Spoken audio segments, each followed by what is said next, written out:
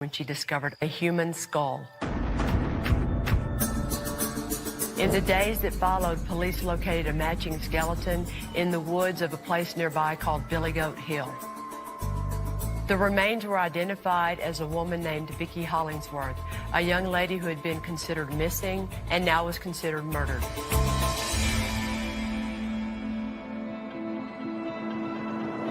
So this case is 16 and a half years old. Yeah. This is the first one we have where the body was found a while afterwards.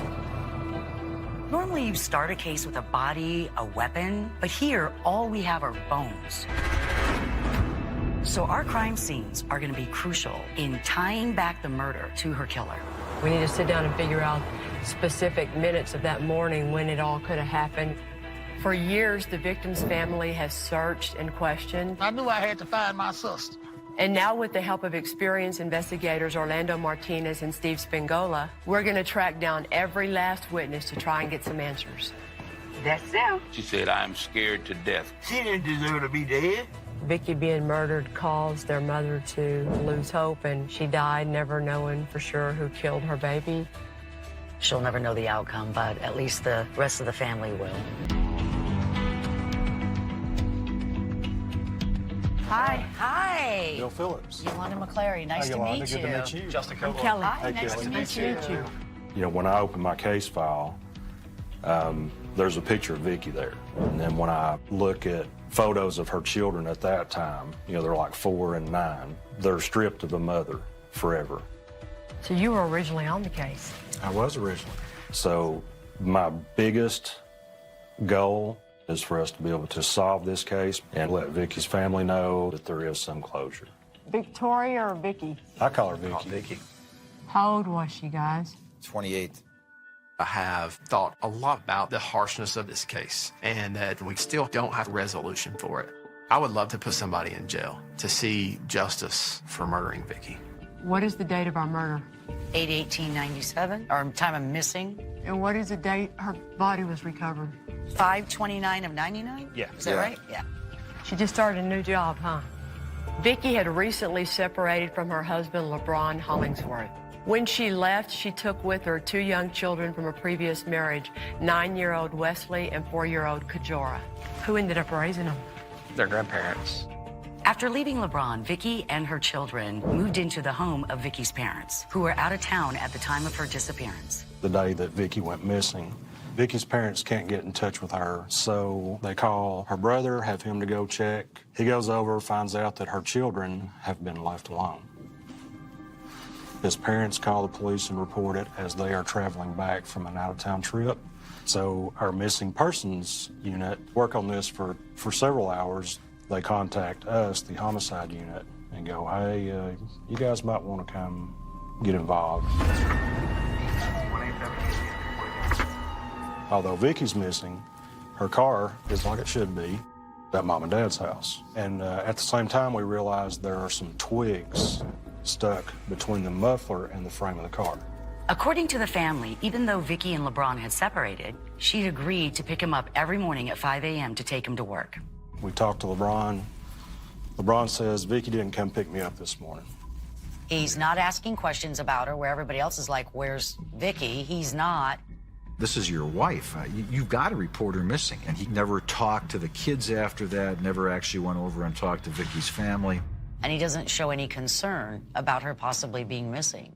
In a case like Vicki's, the spouse is frequently the first suspect you look at. But with LeBron, there are a number of even more suspicious factors that make him our main suspect. What's the first thing y'all want to put under LeBron? Abusive husband. Vicki left him, couldn't deal with him anymore.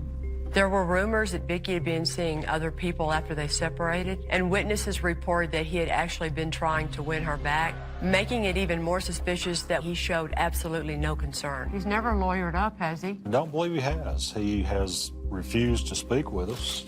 We feel pretty good about LeBron Hollingsworth as our main suspect. But because the body wasn't found for over 2 years, crucial evidence was lost. And the former DA didn't think there was enough evidence to bring the charges. Neil, this is Kelly. Nice to Neil meet Pinkston. you. Pleasure. Meet you. Even though we're working in a big city like Chattanooga, what's really cool this week is that the Executive Assistant District Attorney, Neil Pinkston, is taking the time to meet with us and work with us. We're excited to have you here. We've never had a excited prosecutor too. come so Thank you. soon.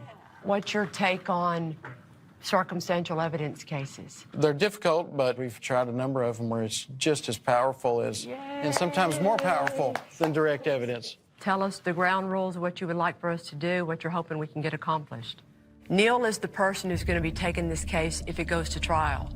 He knows what pieces of information he needs to secure a conviction when that day happens. The first thing that I would be most interested in is whatever we can do to focus on who it appears circumstantially the main suspect is, and what it was about Vicky that made him kill her, and explain how he accomplished this. The other thing, at some point there's going to have to be a practical way to explain certain time window that we're dealing with. And we got to show the concealment of the crime, because that could eliminate the whole case if we weren't able to show that. The reason that we need to prove LeBron hid Vicky's body is that this crime could be a crime of passion, and in Tennessee, there's a 15-year statute of limitations on second-degree murder, which is murder without premeditation. So if LeBron killed Vicky in '97, it would be too late to charge him with second-degree murder, and he could walk free. But if we can show that LeBron was the one to conceal Vicky's body on Billy Goat Hill, that 15 years wouldn't start until the body was discovered in 1999, meaning that he could still be charged. That's very important. And that's exactly why Chattanooga PD asked for our help.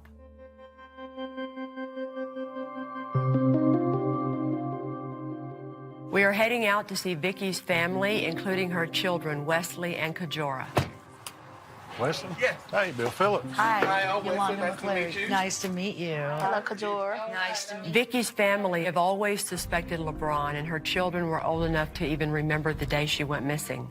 My mom, she had a heart of gold, loved people, very family oriented. She wasn't afraid to be different. She was fearless. Casey, you got a story to talk about your sister? Even from the age of 12 years old, we were more like Hansel and Gretel. You know, we grew up, she took care of me. When I didn't have any chance, she'd go to mom and dad and get it. You know what I mean? Yeah. I think that she did wonderful, except she got in touch with a drug boy. He just didn't treat her right.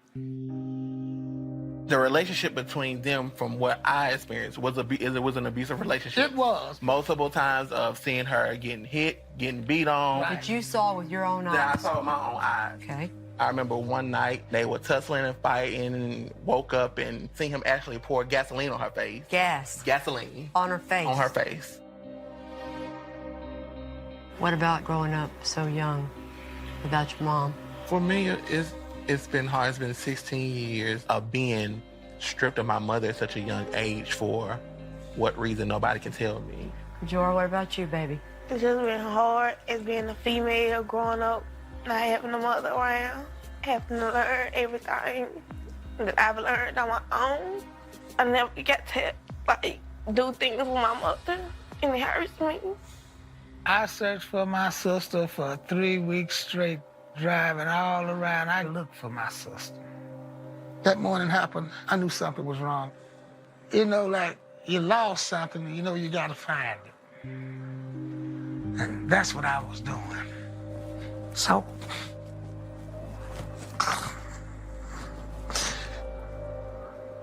sooner or later, it's gonna come to a head and justice is gonna happen with this man. That's right. You hold that thought and you be patient for just a little bit longer. Vicky's family has been one of the major forces driving this case. In fact, when Vicky disappeared, her brother KC confronted LeBron at his home. What KC found there was evidence of a possible murder scene. And now he's going to walk us through exactly what was discovered.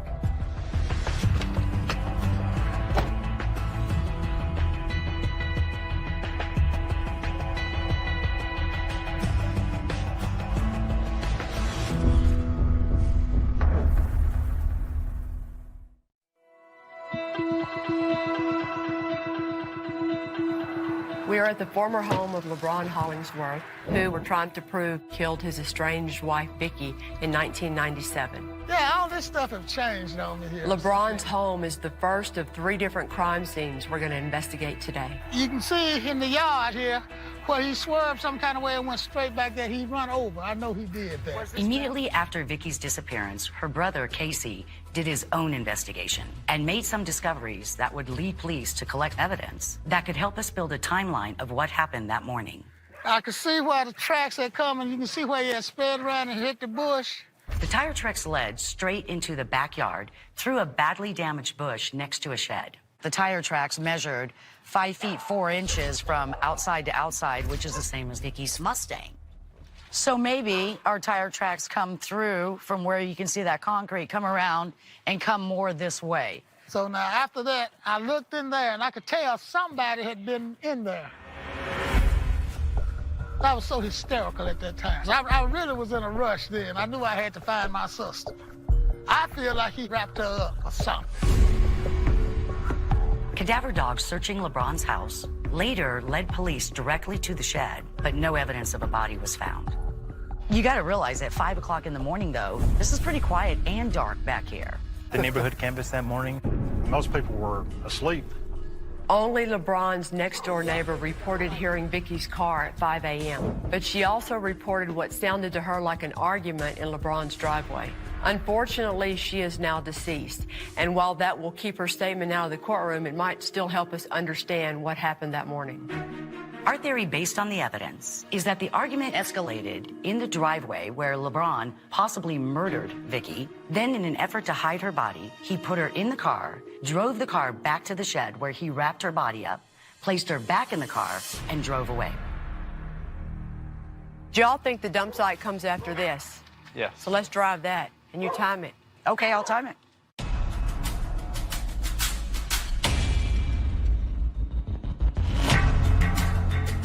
Almost 2 years after Vicki disappeared, a homeowner living at the bottom of Billy Goat Hill found a skull in her backyard. Her dog had brought it home from the woods, and that's when a search for the rest of the body began. Cadaver dogs found Vicki's body in a ravine just off of a blind turn at the top of Billy Goat Hill, which was about 5 miles from LeBron's house.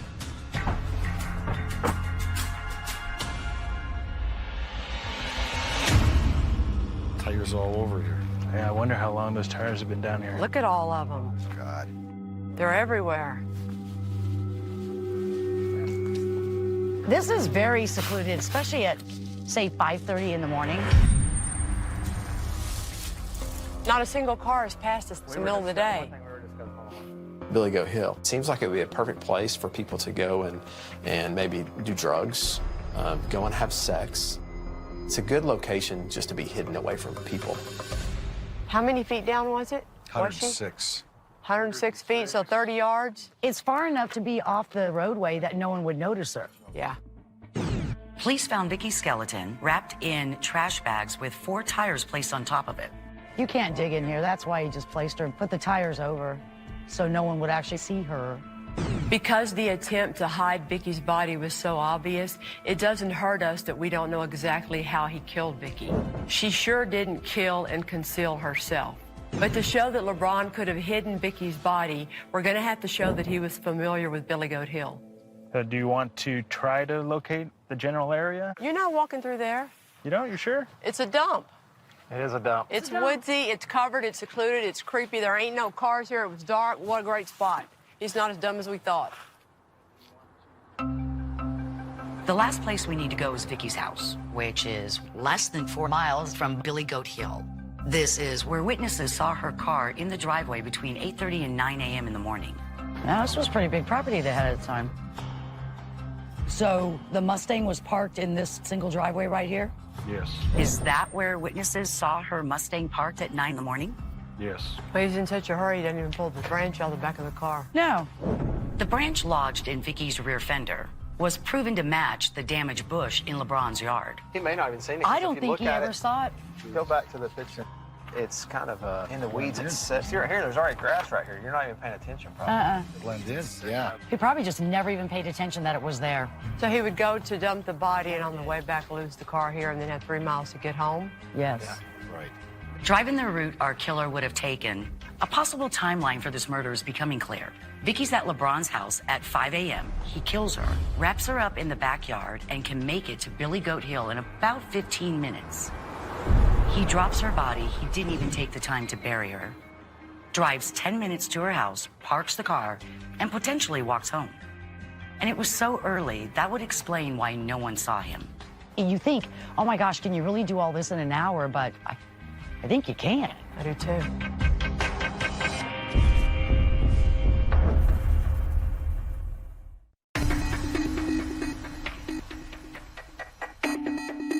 We've now established a probable timeline for Vicky's murder, but we still have a long way to go in proving our case.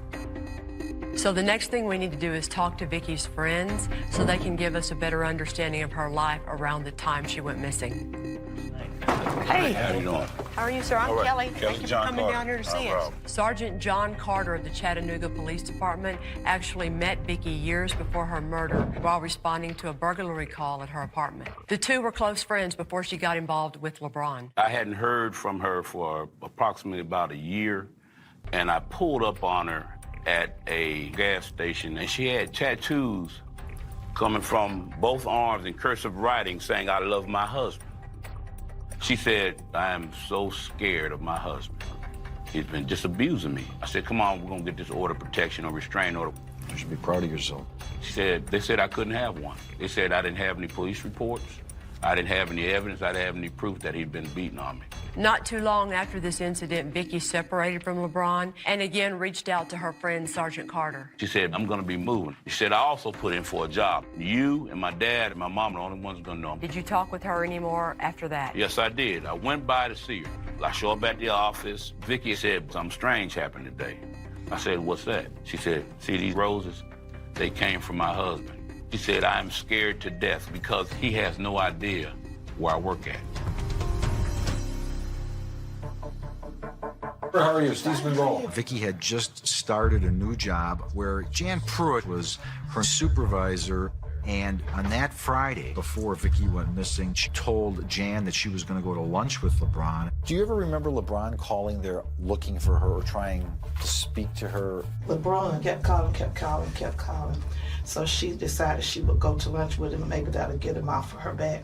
There were still some very obvious attempts by LeBron to continue that relationship, stalking type obsessive behavior. She went to lunch with him, and when she came back, she had 11 red roses from LeBron. Were they delivered? No, he gave them to her. And she told me that 11 roses was a sign of death. And she was really afraid of him. Have you ever heard 11 roses means death? I think buy a dozen and give one to another girl. Between the roses and the constant calling, it's pretty clear that LeBron wanted to get back with Vicky, but she did not. So we need to find somebody we can speak to about the nature of their relationship just prior to Vicky going missing. Hello. How are you, man? What's up, buddy? What you doing? Adolphus Mitchell was friends with Vicky and even today remains close friends with LeBron. What y'all working on now? We're still working on Vicky's case. He also owns a local restaurant where LeBron and Vicky were seen together the day before she disappeared. The weekend she got missing, he was arguing with her. Yeah. And I was there when he was arguing. I said, "Why you arguing with her like this?" Every girl he with, he tell him, if he can't have him, nobody will. If I had $1 for every time I heard, "If I can't have you, no one can," in a case of domestic violence, I'd be a rich lady. And if you hear that when you're sitting on a jury, it spells one thing to you: motive. And when she went missing, everybody knew he had did something to her. She actually said Brian would not let her go. He would kill her if she left. When's the last time you spoke to him? 2 weeks ago. He said he's in Texas. He probably controlled a girl in Texas. Crazy ass boy. He had a reputation of beating everybody he was with.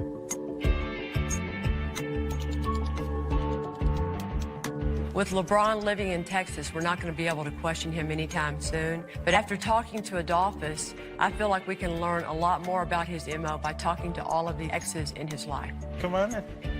Bill and Orlando are interviewing a lady named Karen. See Karen? Who happens to be the stepdaughter of a Chattanooga police sergeant. She also, though, is one of the exes in the life of LeBron. LeBron can be sweet, but he would go in rages. What sets him off? Anything that would make him jealous. I could see somebody walking up the street and he thinks I'm looking at a good guy. Pow! Looking out the window while we're driving. Who you looking at? I didn't call the police a lot because I didn't want my dad's name to keep coming up and me ruining opportunities for him. Here I am, the bad police child, getting in trouble. I wasn't getting in trouble, but I was running with trouble. Karen was young at the time that they met, and she fell under his spell. At first, he was nice, and then he was abusive, and I'm so glad that she got away from the abusive relationship. Probably about 8 years ago, my cousin had a cookout, and one of his friends shows up. Do you remember which friend? I don't know their name, but it's twin brothers, little short guys, no taller than me, and they're twins, identical twins. Anyway, one of them shows up. He hugged me almost in tears. He said, "I'm so glad you got away from him. I feel so bad." And I said, "What are you talking about?" He said, "Vicky was trying to get away from LeBron." He said LeBron started an argument with her, proceeded to choke her. Wow. She passed out.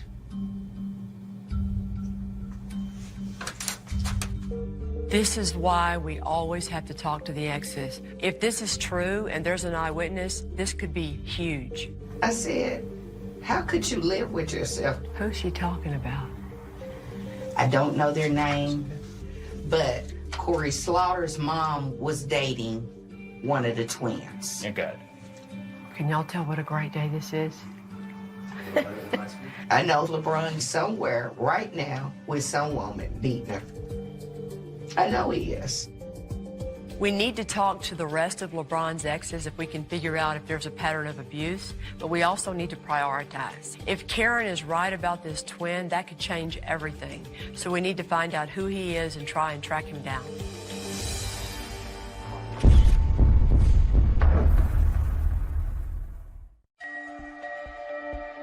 Hey, Miss Slaughter, this is Sergeant Kilgore with the Chattanooga Police Department. How are you? I'm all right. Miss Slaughter, did you ever date a guy that was a twin? Yes. What was his name? Oh, Lord. I can't even think of his name. We've learned there may be a man who witnessed Vicky's murder. He's a twin, and he dated a lady named Harriet Slaughter. Unfortunately, she can't remember his name. So we pulled photos of twins with criminal records to see if LeBron's ex-wife, Karen, can give us a possible ID. Okay, I'm gonna show you a couple pictures, okay? Okay. No, that's not them. Their eyes were lighter, and they're probably no taller than 5'3", 5'4". The neighborhood knew them for working on cars all the time. With no matches so far, Chattanooga Police Sergeant Justin Kilgore and Steve are going to check around LeBron's old neighborhood to see if they can find out who these twins might be. Let's go see if we can find. Did y'all live around here for a long time? Yeah. Do you know a couple of twins that used to hang around? Oh. If you see him, tell me. I just want to holler for a few minutes. Beware of the dog, Steve. That's all right. I'm Italian, so I'm not that good sweet meat like you. We are looking for two 5'4" twins who fix cars on the street. You wouldn't think it would be that hard. Hey, hold on just a second. Y'all talking about a whole case? You tell me what old case you're talking about, and I'll tell you. Vicky? Yeah.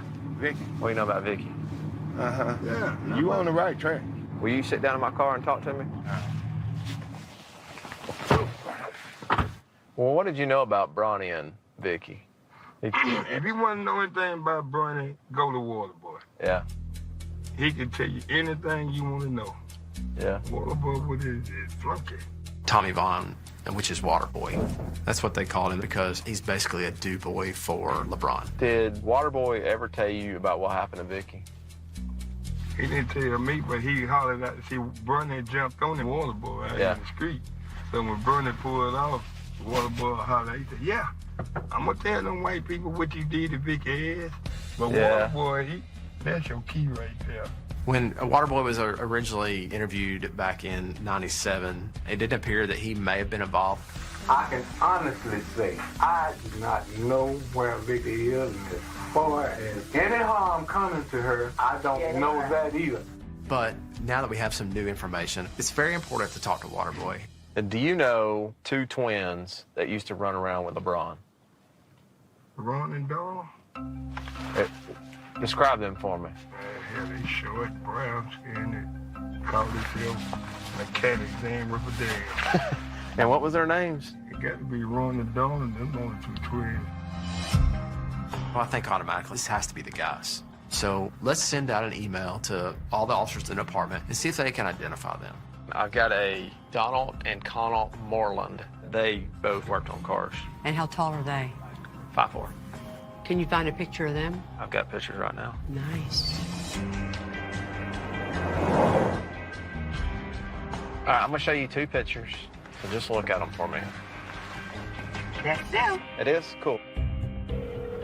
Hello? Miss Slaughter, Yes. let me give you these two names and see if they ring a bell.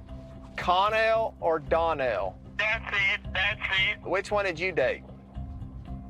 Connell. Connell with a C. Uh-huh. I called Sergeant Phillips and I explained to him, this is Connell that we're the one we're looking for. Can you and Orlando go and find Connell and see what you can come up with?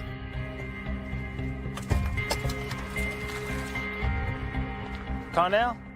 Hey, how are you doing? Can you come outside and talk to us? Y'all taking me to dinner? No. Who's doing that? You'd already been in handcuffs. All right. I supervise the homicide unit, okay? Oh, my God. Now, you ain't killed nobody, right?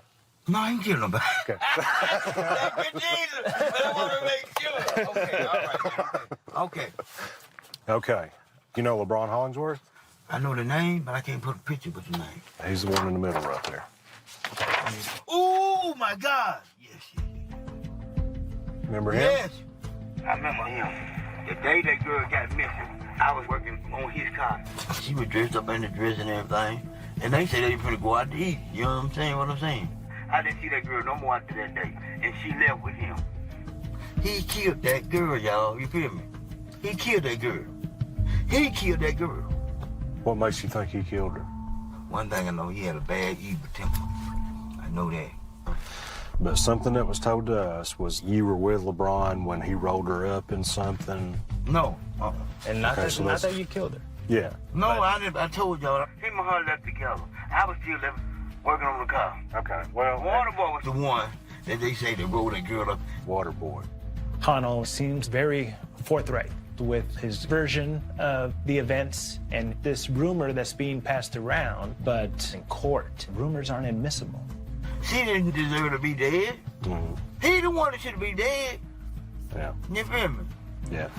Sadly, Connell wasn't the star witness we hoped he would be, but now we have new information to use when we question LeBron's friend Waterboy. It's time to find out what he really knows.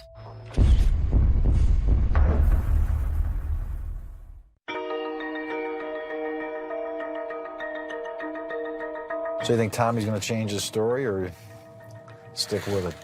Justin and Steve are on the way to the home of Tommy Waterboy Vaughn, who could be a huge lead in this case. If we can get him to talk, Waterboy could be witness number one. See if he remembers anything now after 15, 16 years. Plus, he's had a couple of strokes. I don't know how his health is going to be. Tommy! Hi. Hello. Tommy, how are you doing? Sounds like you've been having some serious health issues. When I see Waterboy, I'm a little let down because I realize he's pretty bad all health-wise. What all kind of medical issues you having now? Do what? I want to talk about Vicky. You remember that one, don't you? Yeah. What all you remember about it? Not much. I know it might be hard to remember 16 years ago, but I think that y'all were close enough that he told you something and you don't really want to tell it. And now is the time, no matter how close you are to him, no matter how scared you might be of him, right now is the time to talk about it. Why do you think that everybody would say, if anybody knows what happened to Vicky, LeBron would have told Waterboy? All right. Waterboy is extremely ill, hard to understand. I don't think he has long to live. Tommy, he's feeling better, okay, man? His memory is clearly affected by the stroke and the medical treatment he's undergoing right now. Boy, that Tommy, I don't think he knows what time of day it is, man. I don't think so either. Is he that bad off? He's pretty bad off. I think whatever is locked in his mind is locked there forever. With Waterboy a complete dead end, we need another way to establish LeBron is the murderer in this case. One way to do that is to show that LeBron had an MO so violent and so consistent that this could have led to murder. If you just sit right over there, please. So we're hoping that his other exes are going to be willing to talk about that alleged abuse. So when'd you meet LeBron? Been knowing LeBron for a while, and then it was off and on. And then we finally really got together. We got married. Nicole is actually the only ex of LeBron who filed a police report against him back in 2007. After we got married, we ended up fighting. He got real mad. I said, "You're sleeping with this person," and ended up not smacking me, hitting me upside my head, driving off with my head pushed down in the seat. He said, "If you lift up, I will cut you. Wow. If you get out this car, I will kill you." There's a certain process that they all go through. They meet LeBron, and he's very charming. Once he gets them to fall in love with him, LeBron shows his nasty side. His obsessive, controlled, freaky-ass self. How long were you with him? About a year, probably around maybe 2000. Well, why did you guys stop?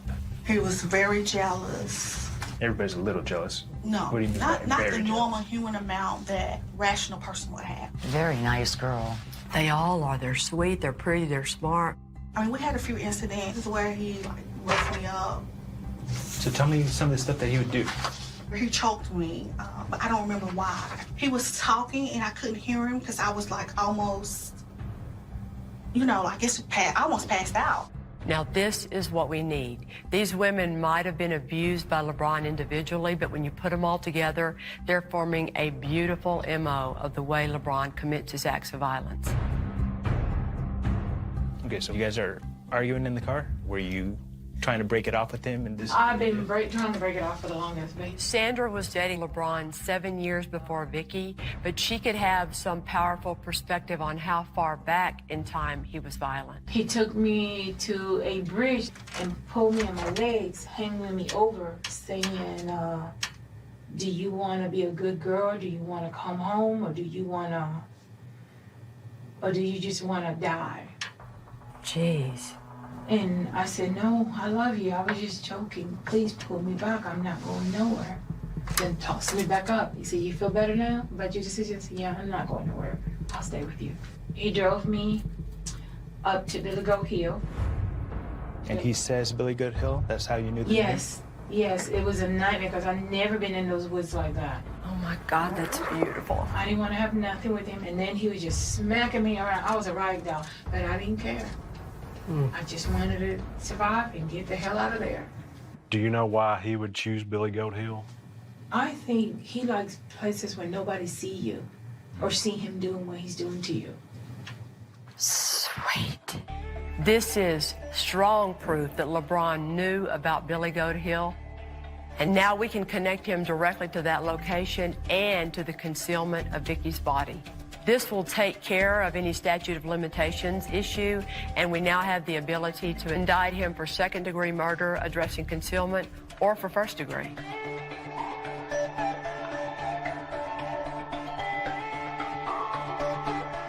This case is not just about making it nice and pretty to present to a jury. This case is about saving a life.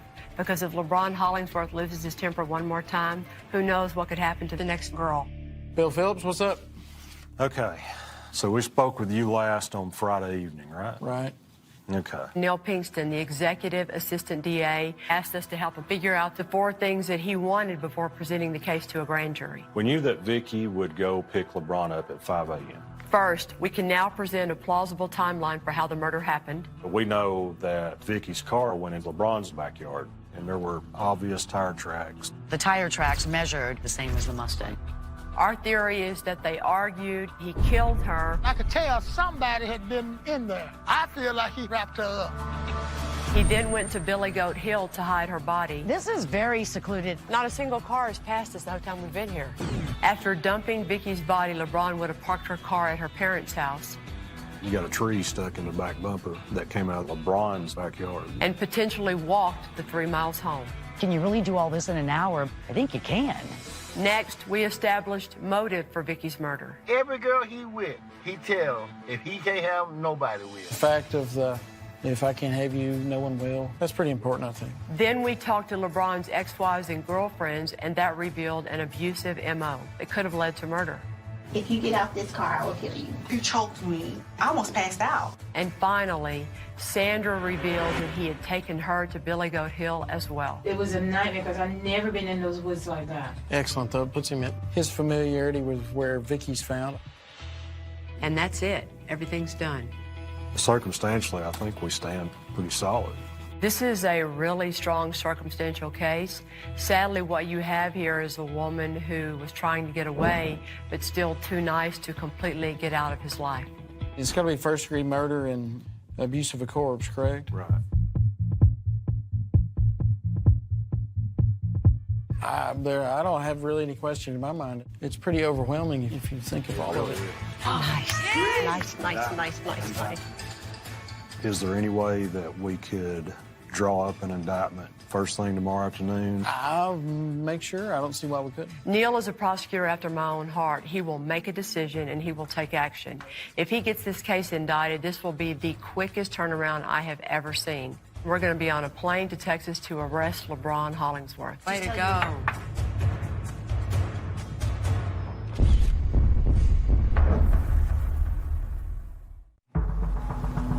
Guys, in about a half a mile, you're going to be making a left on 3rd Street.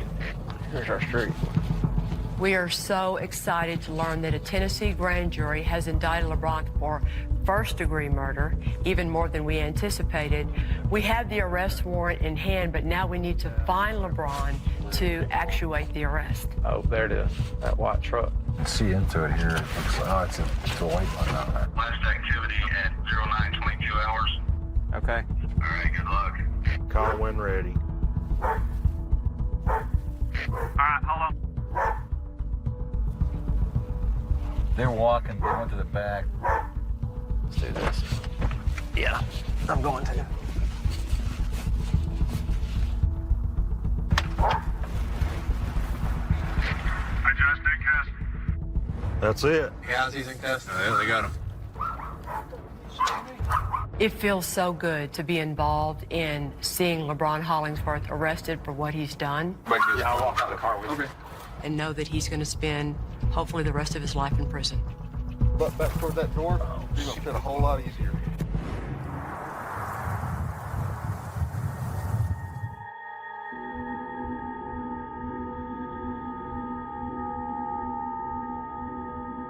How's it going? All right, LeBron. How are you? Good, you? All right. You were not just being arrested, but you were indicted by a grand jury for first-degree murder. First degree murder. And it is in reference to Vicky. That's... Wow.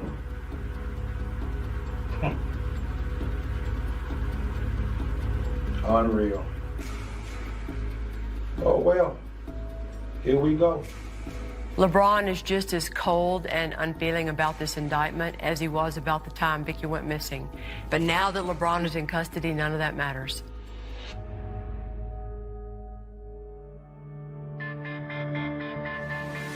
You like a high five on this one? This is a good one. I know, right? It's time to tell Vicky's family the news they have been waiting for 16 years. Well, we are relieved and excited to tell y'all that yesterday, a grand jury indicted LeBron Hollingsworth for the murder of Vicky. Good. And he has been arrested. That's the best news I've heard here in years. Let me hug you. I appreciate you so much. It's been a process. See, I don't even have to think anymore when, where, how they gonna get this man. I thank you, Chattanooga Police Department, for all you've done. And right now, I can, even there, I see a smile. You've been waiting a while, huh? A long time. And it's the best news for her birthday.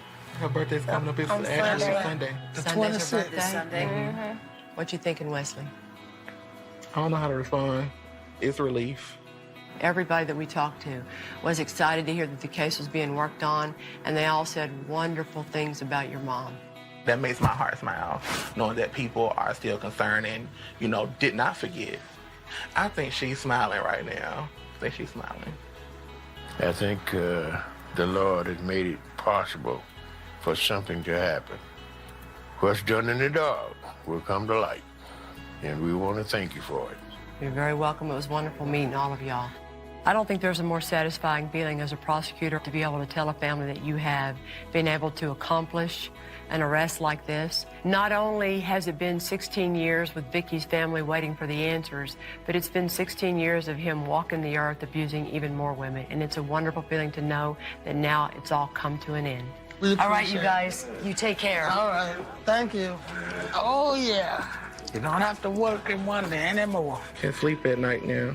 Yeah. Exactly. I can be relieved. Right. And that's what... Okay. This case will be different for us because Aurora is a pretty good-sized city with its own cold case units, labs, protocols. So we've sent all the evidence off to the Colorado Bureau of Investigation. We're really hoping that maybe we'll get some DNA that belongs to our killer. The container was sealed with tape. Whoever sealed that container had to have known she was in it. Carolyn's children have been looking for answers for over a decade. We're going to do our very best to try and answer those questions. Look how cute. You don't see that in Vegas. I bet you're Steve. Welcome. I'm Kelly. Nice to meet you. Nice meeting you, too. Hi, Yolanda. Nice to meet you.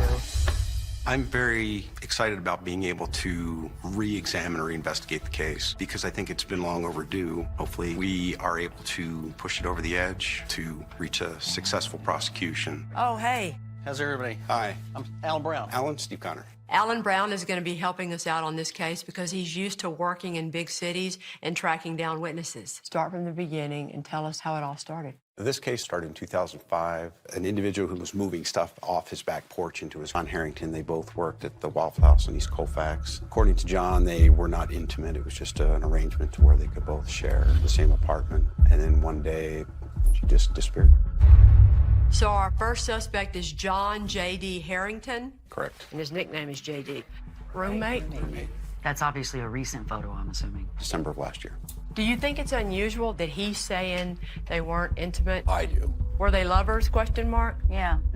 Drugs? Crack and powder cocaine. There are witnesses that said that he would sell as well as use. He says she stole his money. So I guess that's his motive. J.D. was evicted from the apartment he was sharing with Carolyn around the time she went missing because he didn't pay his rent. He claimed that Carolyn had stolen his money and skipped town, which forced him to have to move himself and his belongings into his friend Richard's house, along with that box. So box was J.D.'s. He claims the box. He claims he taped the box. He claims that his fingerprints should be on the box. J.D. originally admitted that the box was his. He admitted that he had packed it, he had sealed it, and that it was the box that he and Richard had moved to Richard's house. But J.D. also claimed that that box was filled with quilts and shoes, and he had no idea how Carolyn's body got inside.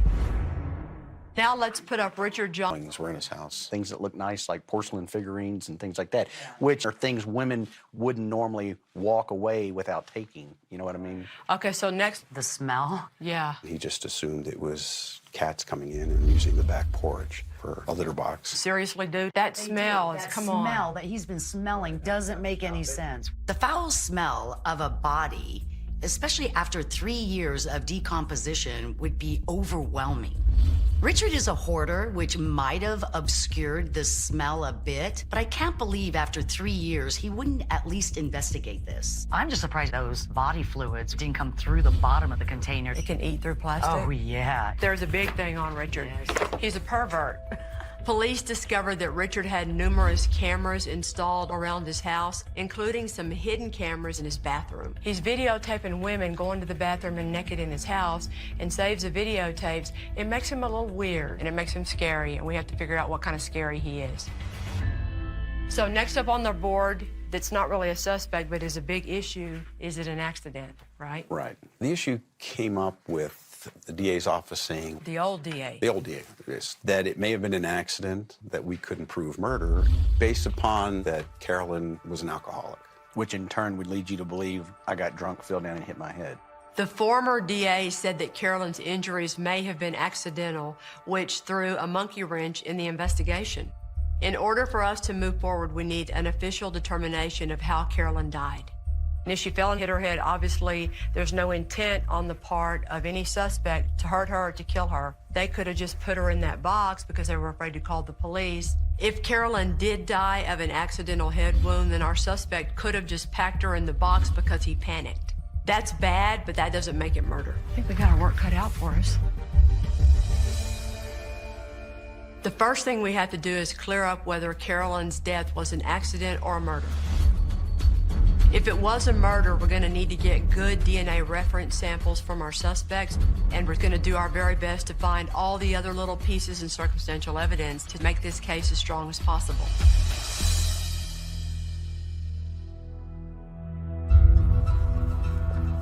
We're going to meet Carolyn's daughter, Victoria. Carolyn had 6 children, but we're meeting the one who had been searching for her mom for years. This is the daughter that was put up for adoption as an infant. Hi, Victoria. Yolanda McClary. Nice to meet you. Nice to meet you. Hi, I'm Kelly. Nice to meet you. We're excited to talk to you.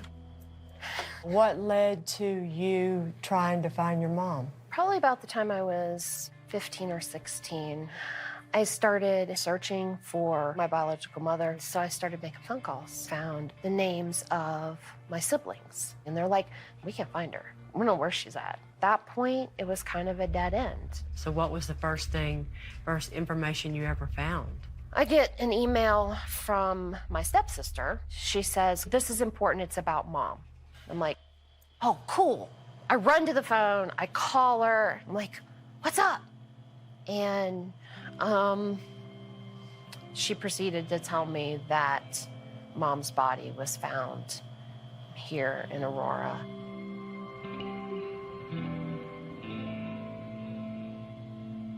Up until this point, it was searching for a woman who I knew was my biological mother. Who you thought was alive and you wanted to meet. And who I wanted to meet. And then we talked to the coroner. I got to sign my name on a line that said daughter. And that was just beyond me. I think that we're all here ready to try our hardest to give you as many answers as we can. It's sad to think about how close Victoria got to finding her mother, but then what she finds out is that her mom died right before she met her. All that Victoria was looking for was a connection. The least we can do is try and get some answers for her.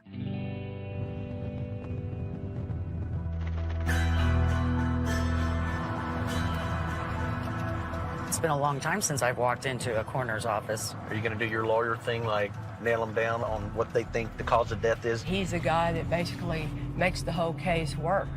And without his opinion as to cause of death, there's too many outs for a defense lawyer to have and reasons for a prosecutor to not want to take the case. The former district attorney disagreed with the medical opinion of the medical examiner. The medical examiner ruled the death a homicide. The DA said, well, it could have been an accident. And with that could have been an accident opinion, the case came to a standstill and nothing progressed from there. Ready, girl? What we need to do today is ask this medical examiner if he still has the same opinion and how he would testify in a courtroom today about Carolyn's death. An accident or a murder?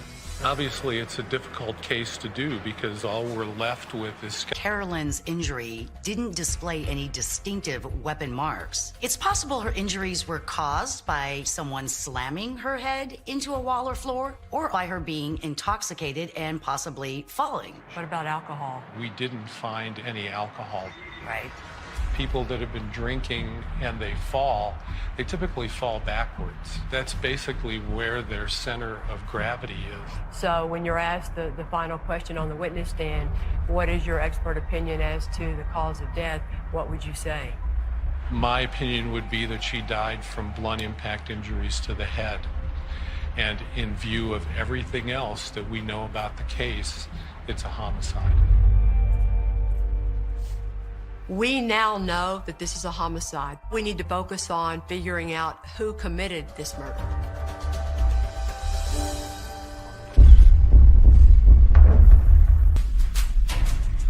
We just confirmed with the medical examiner that the mysterious death of Carolyn Jensen in 2002 was a homicide. We have two suspects in this case, J.D. Harrington, who is Carolyn's former roommate, and Richard Johnson, a mutual acquaintance of both of theirs, who claims that he found the body in a box in his backyard. This is similar to the box that our victim would have been placed in, put in fetal position, so to speak, into a tub about this size. He forced her in there. Anything, even an object or a tool that's used to help commit a murder, can be called a murder weapon. In this case, we have this box. He would pick her up like this and set her like this, and then doing this time. Since it's JD's box, we know that his DNA is on the outside of it. And since Richard helped move the box, Richard's DNA should also be on the box and completely explainable. But to find out who sealed the box, we want to look at the sticky side of the tape. We know that Richard's DNA will be on the section of the tape he removed in order to see the body. So we're focused on the rest of the tape, hopefully discovering who sealed Carolyn inside. Of course, that's if there's any DNA to be found at all. it'll be cool too if the tape comes back with the DNA in the layers. It's like he's typing his own warrant because his prints are in the tape.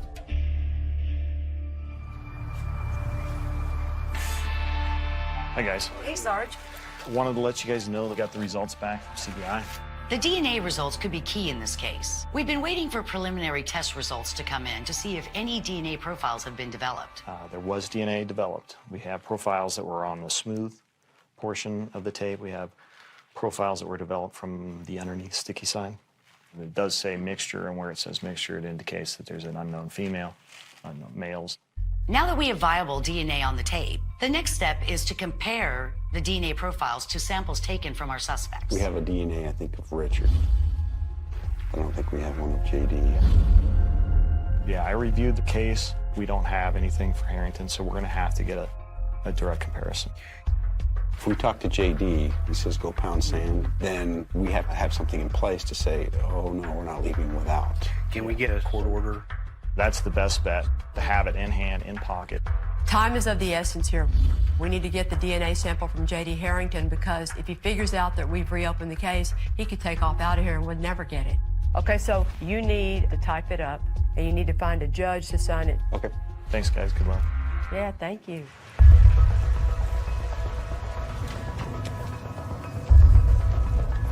Okay, yo, it's your day. What you thinking? First, we're gonna go look at the apartment that JD and Carolyn were living in. We need to give the DA a lot more than just DNA results. We want to give him a solid foundation, the circumstantial evidence. We need to keep pushing forward and uncover as much as we can. I feel like we're going to buy dope. Since no one really knows where Carolyn's murder took place, we have to consider the apartment she shared with JD as a definite possibility. Oh, okay. Would have just been one living room area. So it's a one-bedroom? It'd be easy to get on each other's nerves, huh? Can you see tempers flying a little bit in here? JD claims the last time that he saw Carolyn was just before she stole his rent money and skipped town. One possible scenario for this murder is that JD killed Carolyn and placed her inside of a storage container. Since JD had no car and no way to dispose of the container, he would have to take her with him when he was evicted from their apartment. So what would he have done? Call his friend Richard and ask him to bring his van and help him move. So per Richard's statement, the boxes were already packed up and they actually passed them through this window. If you back the car up to it, nobody even see what you're putting in there. But I don't know if there's any way to determine whether or not this would have been the place where it occurred. I mean, It has to be because he didn't have a car. I think you're okay saying the murder happened here. Yeah, you may not know what room, but Or how, but I would say that's a safe guess. it has to be here. Because he didn't have a car, it would make no sense that he would kill her somewhere else and then transport the body back to the apartment and place her in the box. But I'm not 100% convinced that JD is the killer. There's still more work to do.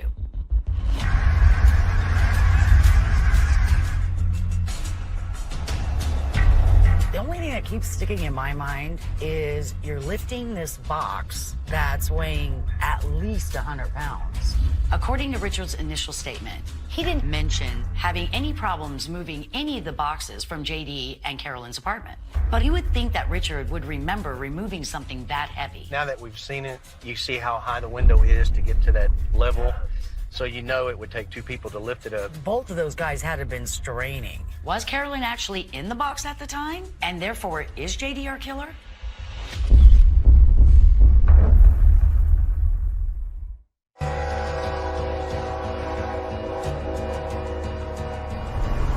Okay, let's try to do JD today, do the buccal swab today, and we'll wait for CBI to do their thing. We're investigating the cold case homicide of Carolyn Jansen, and we've got DNA on the box that she was found in that could identify our killer. So today we're going to get a court order which will allow us to collect J.D. Harrington's DNA swab for comparison purposes. Hey, you never know what he'll say. When you're coming at him for a buckle, maybe he'll all of a sudden start sweating because this is the first time this has ever happened to him.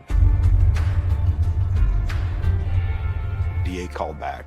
He would like to measure JD's level of cooperation. If we went down and talked to him, would he give us, by consent, the swab? Would he even talk to us? And if he tells us to get out of here? Fill him out kind of thing. The DA doesn't want us to go the court order route at this point, so we're going to go see J.D. Harrington, talk to him, and see if he'll give his DNA to us consensually. All right, let's go.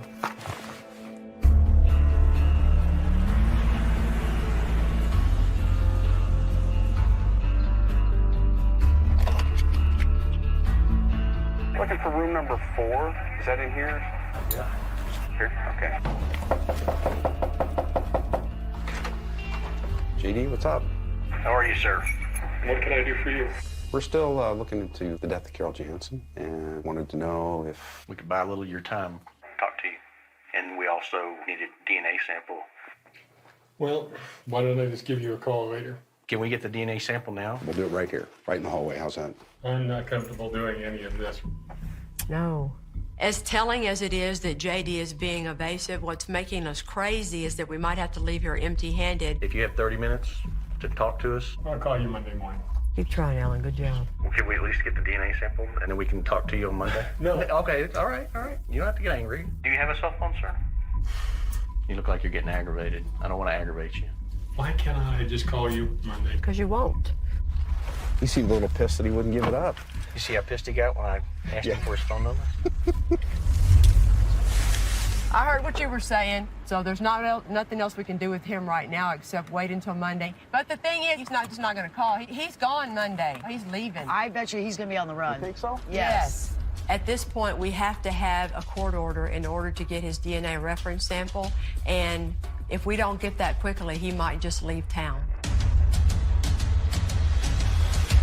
In the meantime, we've managed to track down JD's former boss, and she knew both JD and Richard around the time the murder happened. My hope is that she might have some detailed information or knowledge about what was going on back then that'll help us get somewhere in this case. Let's talk about JD. But you saw him have outbursts on multiple occasions. So on the job site, he would get frustrated. He didn't have good decision-making skills. Something could flip him very easily into something bad. There you go. Just flipping a switch, he'd be like enraged and then gone. Did you see it escalating? My one interaction with JD in a bad situation was he had gotten drunk and was suicidal. JD was suicidal? Yes. It's possible that JD's drug use and his anger could have pushed him over the edge, but what about Richard? And you met Richard? The impression I got was sort of like he picked JD up as kind of a wayward stray cat. Like that. I had heard this woman's name mentioned. Carolyn? You know, off and on since I'd known Richard, and I was hearing stories about Richard going to help JD get out of that apartment because Carolyn had left. My concern at the time was I'm at Richard's house, and they had her purse and her wallet.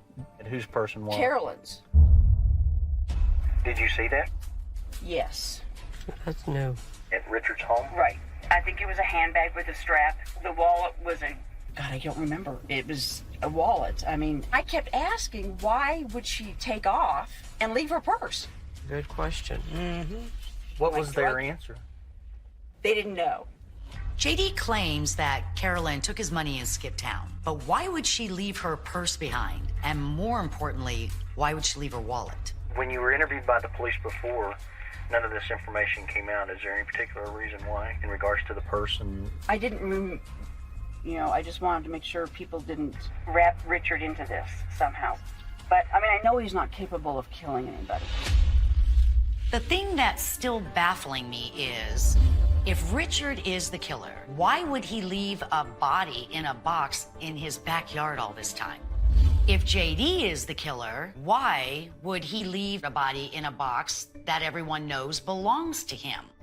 Whoever the killer is, maybe they were afraid they would get caught trying to get rid of the box, or they just figured the other guy would take the blame.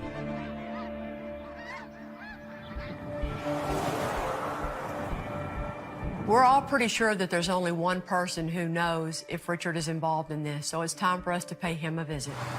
So now we're headed to the house where Richard found the body in the box. He still lives there, so we're hoping that he'll be home.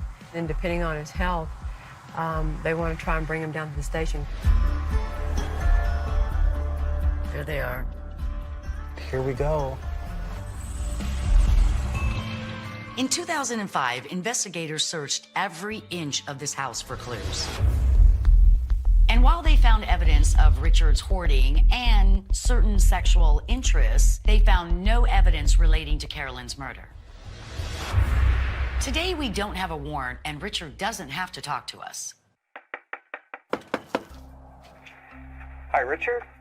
Detective Connor with the Aurora Police Department. Hi. Can we come in and talk to you real quick? Sure. Okay. Hey, Richard, how are you, sir? Pretty good. What we're doing, Richard, is looking into a case from back in 2005. I don't know if you remember or not. Back on your back porch. How can I forget? Yeah, exactly. Well, what we'd like to do is go over what occurred back then. Preferably, we'd like to do that down at the office, if that's okay. We can give you a ride with us and bring you right back. I'll follow you. You can follow us. Let's go. Nice, nice, nice, nice. Richard has agreed to come in. He's either playing innocent or he truly is.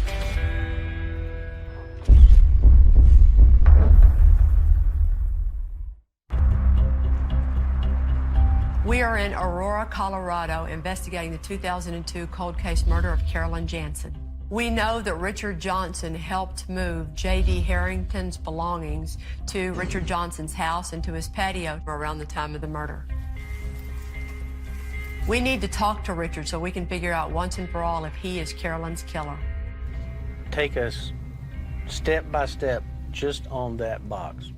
J.D. had all of his stuff in boxes, including this big plastic tub. Mm-hmm. And it was all taped up. Between us, we picked it up. We had opened up the window, and we lifted it up, and we got it out. This is new. He never said it took two of them to lift it up before. When you're picking it up in that basement apartment to put it out that window, what do you think it weighs? Over 100 pounds. Really? Did John tell you what was in there? Did you ask him what was in there? No. Okay. I remember J.D. would keep asking about his stuff on the patio, and I says, I have no reason to go through your stuff. You don't have to worry about me. It's not my stuff. Oh, that's new. He never knew before that he was checking on it periodically. Richard sounds really convincing, but he needs to have a really good explanation for why Carolyn's belongings ended up in his house soon after the murder. I saved those thinking that at some point she was going to stop by and I was going to have something I could sit there and say, you know, I felt so bad that I saved something for you. The only reason I opened that box is somehow something put a crack in the lid. Mm-hmm. And it was this smell I kept smelling for the longest time. Right. And I kept thinking that my brother's cats were coming over on my patio. Right. When I first looked in the box, I saw comforters. And that's when I started peeling open the lid. Remember, the first thing I saw was what appeared to be a foot. And the first thing that went through my mind, my God, it's Carolyn. Richard's story today is consistent with what he told the police long ago. I looked down and I was able to see the comforter and I could see the bugs, and I realized that's where the smell was coming from. How long had you been smelling? At least a year, on and off depending on the weather. Okay. So I started opening. Around back, walk through the whole thing. Fine. Just answer anything I can. Great. I was left out here on the patio.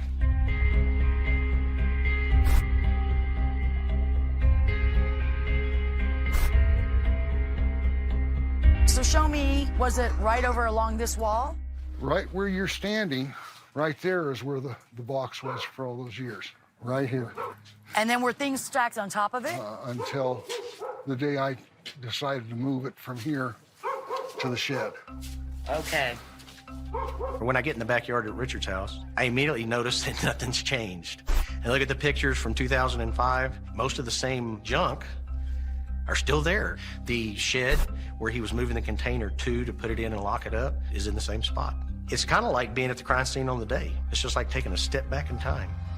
It's clear to me now why Richard didn't investigate the smell on his patio earlier. For years, the box was sitting outdoors, tightly sealed, sitting amongst a variety of junk, and easily accessible to his neighbor's pets. And after talking to him and checking out his story, I think that we need to come to a decision. And of course, she was found at his house because he moved the box there with our suspect, JD. He actually called the police. He called his brother's attention to the body. If he had put the body in the box, he's not going to draw attention to himself. It wasn't like the box came open and his brother was standing there and he had to make up a story. He's calling people to him. Richard may be a little eccentric, but his story today is consistent with what it's always been. He has always been cooperative, which is hugely important.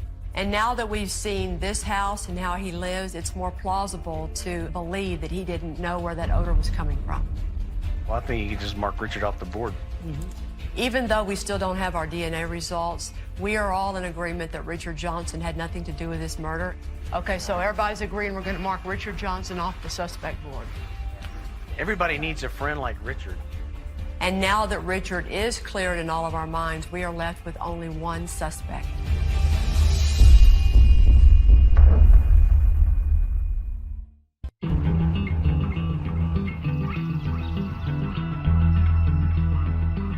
Hey, Steve. Good morning. I went to see the judge. We've got the court order to attempt to get a buccal swab from JD. Okay. So the next thing will be if he is there, then we'll answer the door. Let's go see JD. He's home. The DNA evidence is still at the lab, and now we have our court order that will allow us to go to JD Harrington's house and collect his reference sample from him. We already have a very good case against JD, but DNA evidence is always just icing on the cake. The only concern we have now, though, is that JD might have skipped town. That's it right there. Let's put him back, see if he's in. Yeah. And here lies the problem. We get to JD's rooming house, and we can't get in. There's a fire escape right here with a window open, but that might be his window. Yeah, but you can't get across to it. Excuse me, sir. We're the police department trying to get in the building. Can you let us in? Okay, thanks. I guess your middle name's not Grace, is it?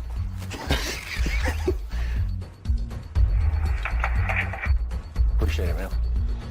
A hard place to get in. Good morning, John. How are you? Well, I'm all right. Yay. Thank God. You mind if we come in? No, But we'd like to get the DNA sample, and then we'll be out of your hair. They can't question him here because of the court order. They're prohibited from doing that now. This was an order from the judge. A court order in case you didn't want to. Well, now that I understand what this is about. All I'm gonna do is reach inside your mouth and swab it with these swabs, okay? I'm looking around the room, and he has a nice computer, and on the screen, he is looking up case law on DNA. Well, I see you were educating yourself on DNA and case law. I was looking at something quite relative. I think he knows that he's got problems, and it's coming. If you would be willing to, what would be a convenient time for you to answer some additional questions that we have and try to clear things up? Sure, something can be arranged. Appreciate it, man. Done. Thank you. He thinks he's smart. I know. It's the only reason why he thinks he's coming is because he thinks he can beat you. Yep.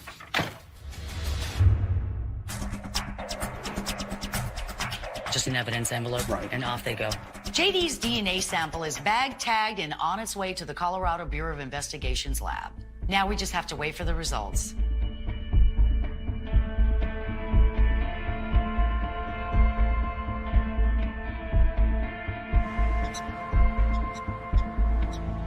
The chief came by, wanted to know where you were. We told him that you were... Oh, he's here? JD's here. Awesome. Go get him. Honestly, I can't believe JD is here, which tells us that either he thinks he can outsmart all of this, or maybe he thinks he's already going in custody. We should be done with you by then. We'll go down this way. JD, if you want to have a seat right over there. You know, I know that the police interviewed you many, many years ago. So what we're doing is going back over some of the same stuff, but a few other questions. I don't want to answer anything. You're not under arrest. Yeah. You came here willingly. And I you want to came leave? in willingly last time, too. You don't have to be here. Have a good day, gentlemen. How do I get out? Well, you can't just walk out into the police department. You don't want to answer just a few questions? You know, if I was looking into a case like this, I'd be looking for somebody that had a serious problem with women, somebody with police reports alleging cameras being placed in bathrooms, somebody with probably gigabytes and gigabytes and gigabytes of pictures. And so you're pointing toward Richard, right? I'm not pointing towards anybody. Unlike Richard, JD is very fast today to point the finger at somebody besides himself. He won't even look at them. I know he's got a ball cap on, pulled down low. Yep. Did you and Carolyn ever get into an argument about anything? Not till she disappeared, no. Did you argue with her then? About? I didn't see her. I would have argued with her if I could have. Did you ever consider yourself in a relationship with her at all? I'll take that as a yes. Yeah. When you moved to Richards, do you pack everything, or do you have anybody come over and help you pack stuff? Richard, you know,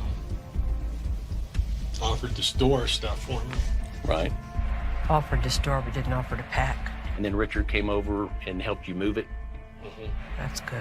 And so the container that we're talking about... I don't know. I can't even guarantee you it was mine. And Carolyn had containers. And Richard had containers. When he was interviewed before, he said, it is my box and I'm the one that taped it. Today, not so much. So he's distancing himself, trying to make himself look innocent. Did you put the duct tape on the containers? I put tape on a lot of stuff, yeah. Okay. Was there any containers heavy enough that both you and Richard had to lift together? I'm sure we moved things together, yeah. What kind of things of Carolyn's did you bring to Richard's? Some of her nicer clothing and accessories and shoes. What about her purse and wallet and ID and stuff? I don't recall. So how do you think Carolyn ended up in that container?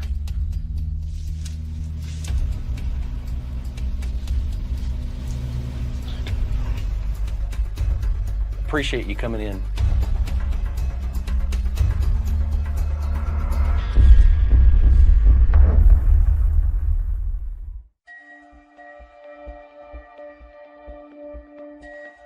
Our main suspect in Carolyn Jansen's murder, J.D. Harrington, just left the interview room. How'd y'all like it when we started out blaming Richard? I thought it was great. That was beautiful. It sure looks to us like we have a great circumstantial evidence case against J.D. Harrington for the murder of Carolyn Jansen. His explanation is ridiculous and the circumstances are crazy, and y'all did a good job with the interview. I think that we're fine and you made it even better. You take into account the fact that J.D. owned the box. JD had all this stuff, including this big plastic tub. And he alone is the one that packed it and taped it. You got him to say Richard offered to store it, but not to pack it. And you add into that what we've learned about his temper. The impression I got was he would get frustrated if something could flip him very easily. He tensed up. I mean, he got really angry because of the money issue. Did you argue with her then? I would have argued with her if I could have. And his evasiveness and body language even today. Can we get the DNA sample now? I'm not comfortable doing any of this. Did you ever consider yourself in a relationship with her at all? He's got that ball cap down and he's talking like this and y'all are over here. The minute I start to digging at Carolyn with him, he would look at me and then look away. I can't recall. I don't remember. I don't recall. So looking at all these factors we have up here against J.D., how do y'all feel about the strength of our case right now? Yolanda? It's a great case. Alan? Yeah, I think it's a good case. It's your case, Steve. What do you think? I agree. I'm ready to go. With the DNA, it's going to be the icing on your cake. At this point, we've accomplished much of what we set out to do.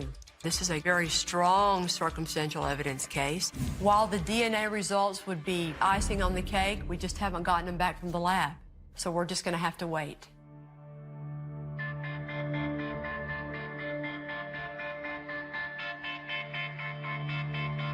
While we have a good case, we can't bring this to the DA without knowing those results. But we're going to continue to track this case once the DNA results come back. Well, we've been very, very busy. Steve Connor has been awesome to work with. And it's very, very good news and very encouraging. It hadn't happened yet because they're waiting on some DNA results to come back. Okay. So we can't give you like the final answer, but it looks really good. We're very excited about the case. Let's just put it that way. Is the DNA going to be the deciding factor? In our opinion, this case is just fine even without DNA, but you always want to check everything, just like you would. Right. So they need to see what that answer is before they can do the next step, but the case is good either way, okay? I don't know. Can I ask, is it who I think it is? Is it kind of obvious?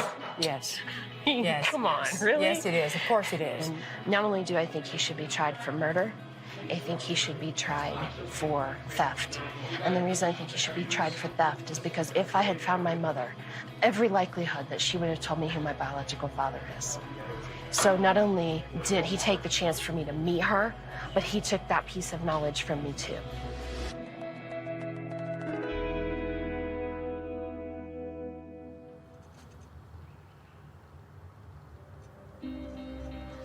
The DNA came back. The results are consistent with what we hoped for. Real quick, I'm just going to search one more time just to make sure I didn't miss anything. J.D. Harrington's DNA was found on the sticky side of the duct tape. Release your hands. The DA was excited about those results and all the other circumstances and made the decision to arrest J.D. Harrington for the murder of Carolyn Jansen. We've reviewed some of the physical evidence as it relates to you and the container that Carolyn was found in. Steve will try to interview him again, this time confronting him for the first time with DNA evidence coming back to implicate him in Carolyn's murder. Judge issue a warrant for your arrest. You know what's going to happen next. We'll see if he finally admits what he did or lies again. You want to talk about what's going on? No, sir. So you don't want to say anything? No, sir. No, sir, what? I do not choose to speak with you. Okay. Bring it back for me.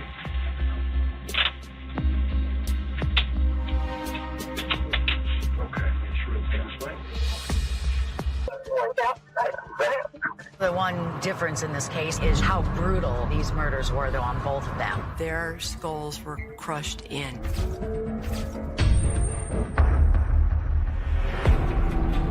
Stephen is married to Teresa Fisher. Teresa, known to her friends and family as Terry, had all the reason in the world to want something bad to happen to Stephen.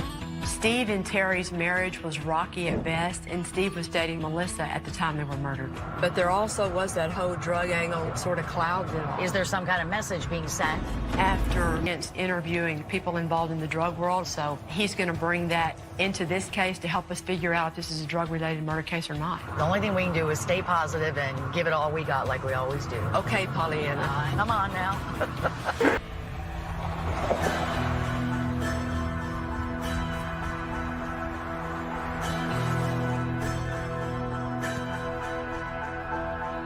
Oh, hey, good morning. Hi, how are you? Hi, I'm Kelly. Hi, Kelly. John Halferty. Nice to I'm meet sure. you. Adam DeCamp. Nice to meet Nice you. to meet you. Mike McClary. Oh, nice to meet you. Simon. Thank you for coming. Hello. Hey! Morning, sir. John Halferty. Johnny Bond. Nice to meet you. How many murders do y'all have in Jasper County? Often we don't have a single murder. Wow. I remember even back in 1983, it was a shock, and it was a double homicide. So it had an effect on the community. It had a lot of people questioning their safety and what was going on. You were a kid when this happened? I was, yes. I knew the victims. Really? Yes. You know, my memory of Melissa is 7th or 8th grade. We had to sit next to each other. I was actually a pretty shy kid in school, and I remember her sitting next to me, and for a girl to talk to me at that age, you know, I was like, you know, I didn't know what to say, but I just remember she was very friendly, had a, you know, great smile. So Melissa was 17. Yes. Okay. And then how old was Stephen? Stephen was 20. He was, you know, a little ornery, a little wild, but obviously none of his behavior should have resulted in what happened to him. You know, he's just in the prime of his life. There were two thoughts. One was that it was a drug-related, like a retaliation, and the second thought was that Teresa and her family may be involved. Okay. Steve was married to Terry Sapino, but their marriage was falling apart. So he started dating Melissa. To be honest, Steve kind of played both of them, didn't he? He did. Not to justify, but, you know, he was 20 years old at the time. Steve and Terry were no longer living together. She was living with her brother Carlo, and Steve was living in a trailer at the Copper Dollar Ranch where he also worked. What did y'all start hearing about the ranch when all this came bubbling up? We heard that cocaine was transported inside of horses and the horses died. Steve was known to have had at least one prior incident of working with the police as a drug informant. Did he snitch on somebody that was so mad that they wanted to kill him, and then in the middle of killing Stephen, killed Melissa because she was a witness? So that brings in the owner of the ranch, Hal Snedeker, as our first suspect. He does have a solid alibi for the night of the murder, but we still think he could be involved. Steve worked for him at the ranch. Yeah. He knew the secrets. He did at least one, if not multiple trips to Florida. from Florida and brought back. Steve did drug runs for him. And he knew Steve was a snitch. We also have to consider the possibility that Steve was killed not for something that he did to Hal, but for something Hal did to someone else. And that person wanted to send a message to Hal by killing the kid who lived there on the ranch. If this was in retaliation for something he had done in Florida, at some point he would have been told that. How do we know he wasn't? Well, we don't, and that's something we need to talk to him about when we talk to him. All right, so y'all talk about Terry. She's our second suspect. What do we want to put first? Motive. Jealous, angry. She puts herself there that night. I mean, like within hours. Although Steve was running around with Melissa, he was still telling Terry they were going to get back together. And in her very first statement, Terry said that she went out there to talk to Steve because they were going to go look for an apartment together, but he blew her off. That apartment thing is the main thing. She thinks they're moving on together. Right. Well, they're separated. They're still having sex, so he's using her. Yes. You know, we know the family did not want her with him. Terry's family had a history of violent encounters with Steve, and it was Terry's twin brother, Tim, who drove her out to the ranch that night. Okay, Tim. He was the brother she went to when she needed a ride or she was having marital issues. He could be maybe the most angry because he probably knows the most of all the family members. Knows all the dirt on Yeah, him. he Everyone's knows. got a breaking point. Yeah. But he was out there by his own admission that night. Okay. This case has the unusual complication of truly half the people in this county think that it was drug-related, and the other half think that it has to do with Stephen's estranged wife. This case has hung over this town for 31 years. The Jasper County Sheriff's Office has never given up on this case, and we're optimistic that we can do something to move it forward this week. We're hoping for some resolution. It's been long enough for the families.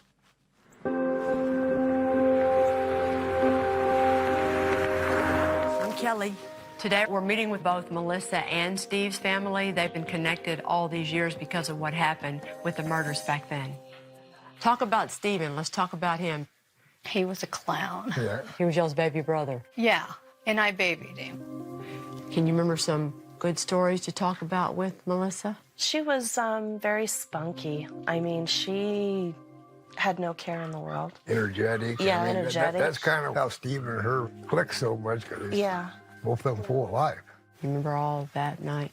She wanted to take the car so that way she could come back. And I told her no, because Mom needed the car to pay for her rent the next day. She didn't want to come back home anyway that night. You don't need to feel bad about that. She was in love and wanted to stay with her boyfriend. You should not I know. feel bad about the car. I don't anymore. And how did it all affect your mom? It made my mom crazy. She dwelled on it. I mean, your mom called us all the time. You know, we talked to her all the time. It consumed her completely. Toward the end of their lives, Ida, who's Melissa's mom, was living in the same nursing home as Thelma, who is Stephen's mom. I remember Thelma, and she grabbed me and brought me down, you know, to her face, you know, and said, "It may not be long for me, but I want you to keep at this."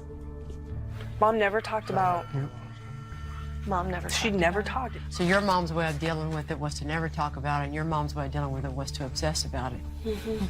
Y'all are handling it a little differently, I hope. Trying not to let it consume you. Yeah, the first couple, 2 or 3 years was the toughest, probably.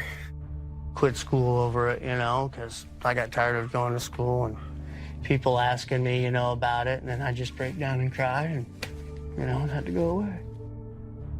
When you lose a loved one, I think it scars you for the rest of your life. You can feel the pain coming from both families, and they're all victims. What's it like being in the town when everybody knows? There was so much fear there. I mean, even to this day, I can't go to the garbage can without worrying, because they're still out there. We're so sorry for what all you've been through. There's not a day that goes by that I don't think about her. We're going to try our very hardest, but you can't promise anything.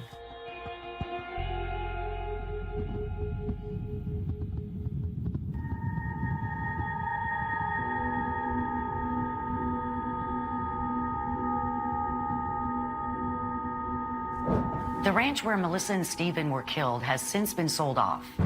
But incredibly, we have located the trailer that Stephen was living in and are bringing it back here to recreate the crime scene. Unfortunately, a snowstorm was blown in, shutting down the entire town, making it impossible to set the trailer up where it was 30 years ago. We do have a crime scene video that we can watch that they took the day of the murders.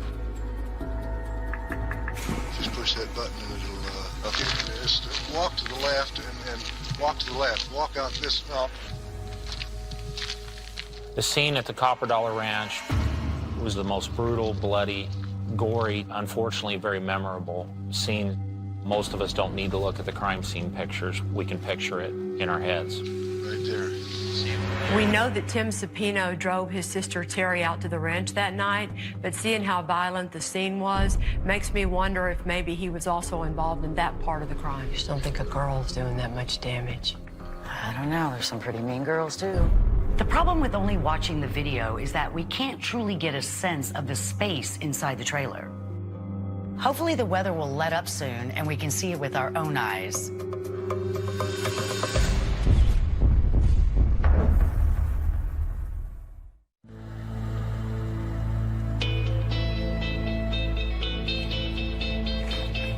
We're investigating the murder of 20-year-old Stephen Fisher and 17-year-old Melissa Gregory, who were both brutally murdered 31 years ago. Although the weather has kept us from being able to go out and take a look at the crime scene, a crime scene video the police took that very day has given us a perspective on what happened. Whose house is that? The Ham house, Rita Ham. So the neighbors aren't that far. All those neighbors on the houses close by. Do you think that they would come down if you tried to nicely sweet talk them? I think so. Mr. Sheriff?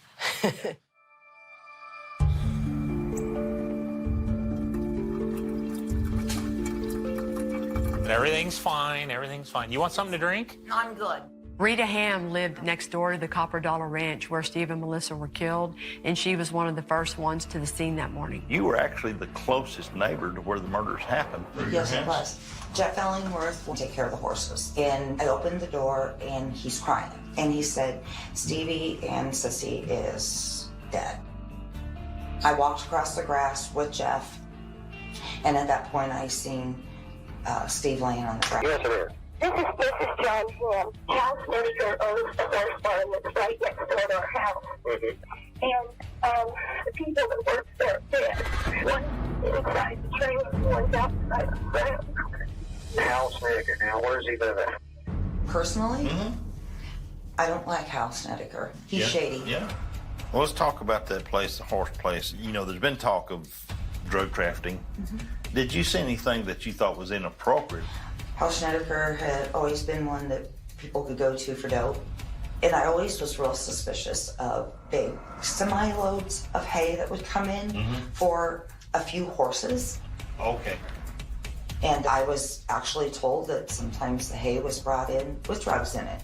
And then a couple of times there were horses that were dead and they would like have their stomach open. People would say they carry drugs in their horses. Hearing all those rumors about drugs being found inside of the horses, it raises all kind of suspicions about whether or not Steve was involved in the drug activity at the Copper Dollar Ranch. So we need to find out more about what Stephen and Melissa were like back then.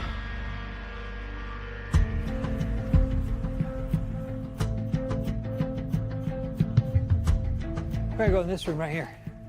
Yeah. Sandy Vincent was friends with Melissa, and she also knew Steve very well. Talk about Melissa. She was a good friend to me. Yeah. I cannot think of anybody who disliked her. Now, I can think of a lot of people that didn't like Stevie, and I don't even know what she saw in him. He was a puke. He got caught taking kilos of drugs out of these horses, and he was selling them. But Stephen was well known as being a snitch. He was well known for telling the police to get out of trouble. With Stephen's reputation as a snitch and the rumors around town about Hal Snedeker's involvement in drug activities, it's becoming more and more apparent that this could all be drug-related.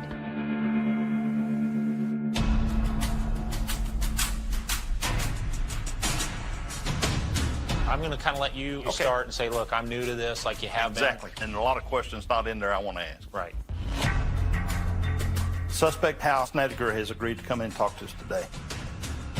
There's a lot of questions about his possible connection in this case. We need to get some answers. I don't care if you brought in 1 million tons of dope back in 1983, statute of limitations ran out. But there's a lot of stuff that's unanswered I need to ask you about.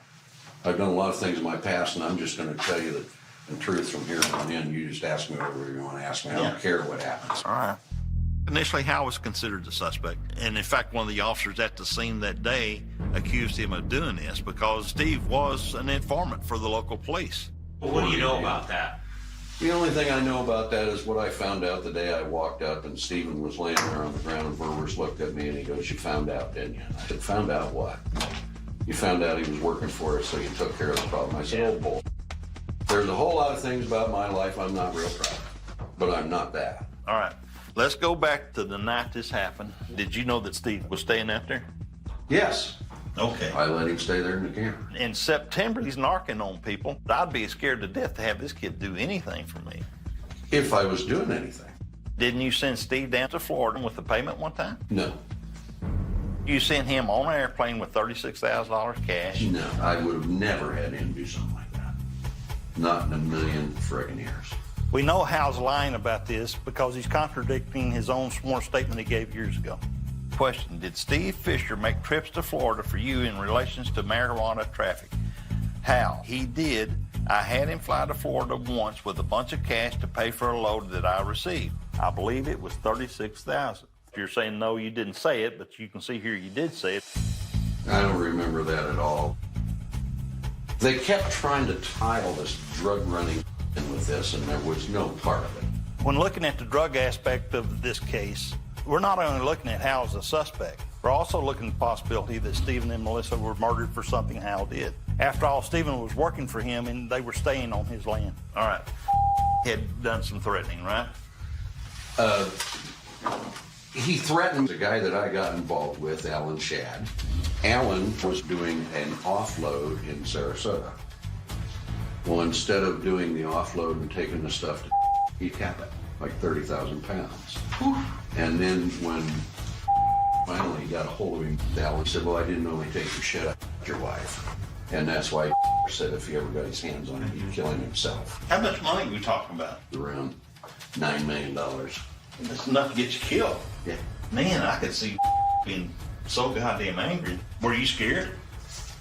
Yeah, I was, but this had nothing to do with that deal. Since 1983 up till today, you've never heard that this was some kind of retaliation for you or Alan? Yeah, and I would have heard it. Hal exaggerates a lot, so it's kind of hard to tell what parts are true and what parts aren't. Now, Alan Shadd was never charged with a drug crime. But Hal's right in that if this had been retaliation for something he'd done after 30 years, he would have gotten word about it because there's no point in retaliating if the person doesn't get the message.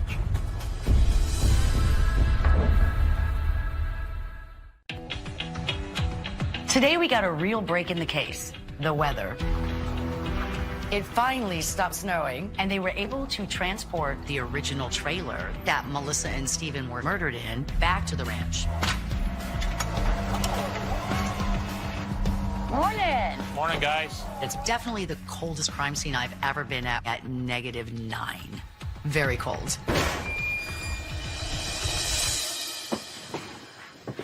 Oh, wow. This is certainly not a very big trailer. No.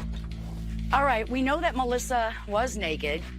I'm going to assume that they were probably back here in bed. Yeah. When that Whoever knock got on here. the door Yeah. came. Did they go after Melissa because they wanted to kill Melissa, or did they go after Melissa because Melissa was a witness to what happened outside the trailer? That's what we have to try and figure out. Okay.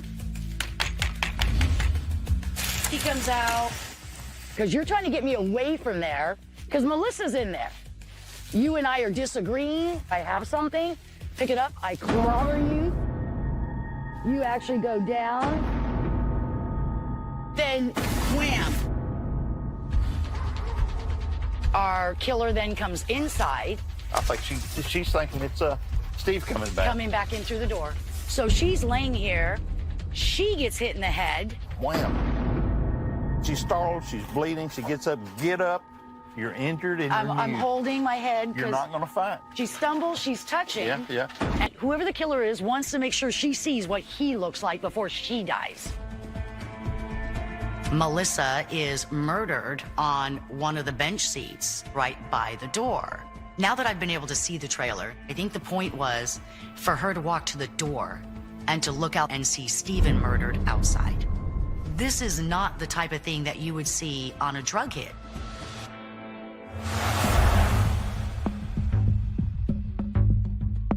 You guys are going to take the little room with Yeah, Linda? is the little room open? It is. You ready? I am ready. Hi, I'm Kelly. Nice to meet you. Come on in. Linda Snedeker and her husband Hal owned the ranch where Steve was living and working at the time. People say it was all the dope dealing at the ranch. They got the wrong guy. My husband's not an angel, we all know that, but my husband's not capable. Never. Okay. If drugs had anything to do with it, I think we would just tell you. On the other side, Terry, she could get so mad that she didn't even remember what she did. Yeah, you call it here a red-headed hothead with a blackout temper. Yeah. About 6 months before the murder, Linda was a witness to Terry's temper firsthand. She pulled in the driveway to talk to Stephen, and they were yelling, and then she rolled Stephen's arm up in the window and was dragging him down the street. So he's just kind of going down the road like this yeah, in the window? we were like freaking out. So. And you saw it? Yeah. I don't think we've ever had anybody say they saw it. Everybody Just just heard it. Heard it. How far? Quite a ways. Stephen ended up with a broken arm from that incident, and that shows how violent Terry can really be the day before everything happens. What do you remember about any conversations with any of these people? Terry. Husband is also possibly involved. So we need to find some other witnesses who know about Terry's actions around the time of the murder, who have nothing to gain from all this. I'm Adam DeCamp. I'm with the Division of Criminal Investigation. I'm Kelly. Patty Grayson and Terry were friends back in '83, and she's agreed to talk to us. What do you remember about March 3rd? And I get a phone call from Terry, and she wants to know if her Girl Scout cookies are ready. Girl Scout cookies? I said, do you know what happened? Yes. Don't worry about your Girl Scout cookies. She has no grief about anything. And I also heard that right afterwards, instead of going to the hospital or the mortuary or anywhere, she went right to her lawyer. Okay. And then, it wasn't just a few days after the murders, Terry was out there because Stevie had his top off of his blazer. It started to snow or something, and she didn't want it to get wet. And she's gonna get the blazer, so.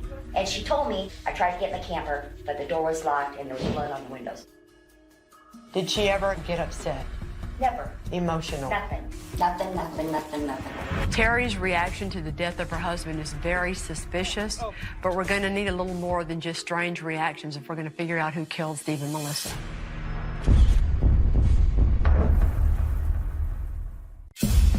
In 1983, Steve Fisher and Melissa Beck are Terry Sapino and her twin brother, Tim. You can settle there. Allison, this is Kelly. She's helping me with the case. Allison Simmons, once upon a time, had a job at a cleaner's with Terry. We were just sitting there talking one day about having bad husbands, and she said that she had killed somebody. This is a huge development in our case. We actually have found a witness who heard Terry brag about killing someone. Talk about the conversation as best you can remember and how the words exactly came out of Terry's mouth. Terry says, I killed somebody. She said, we killed him, we got rid of him. And then she talked about her brother because I knew she had a twin brother. Okay. And, you know, and I was like, Oh, yeah, sure. Okay, you know. Allison's conviction about what she heard that day is going to make her a great witness. Terry said it. I know she said it.